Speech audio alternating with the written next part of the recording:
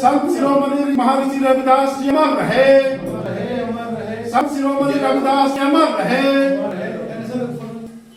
आज हमारे प्रधान कार्यालय संस्था के श्री संत कवि रविदास जी के 649 जयंती हम लोग बहुत उल्लास से मनाए। उसमें उसके छायाचित्र पर दीप प्रज्वलित कर एवं पुष्प अर्पित कर सभी संस्था के कार्यकर्ता के साथ मिल मनाए।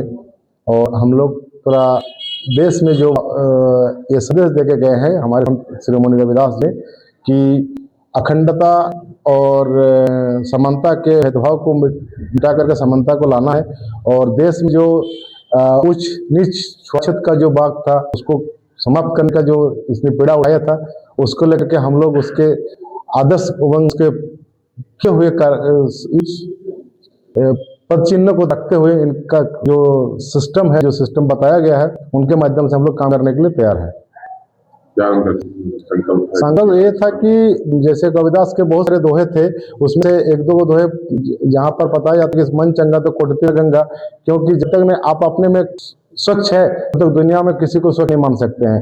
इसलिए संत रविदास ने यही बताया था कि जो हमारे देश में छुआछूत और आपका भेदभाव का था उसको वो दोहे के माध्यम से समाप्त करने का काम किया था।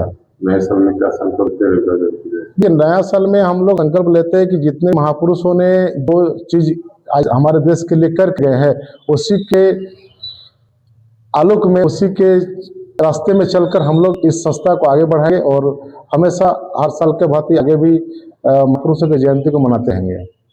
उनका जीविका से कुछ प्रेरणा लेना चाहते हैं? जी, उनके जीवन में यही प्रेरणा लेना चाहते हैं कि मन में अगर आपका सही सहमत, आप मन में अगर चंगा है तो दुनिया सब चंगा है। अगर मन में कटौती है, अगर मन में कोई देश पर रखे हुए तो आप आगे नहीं बढ़ सकते हैं।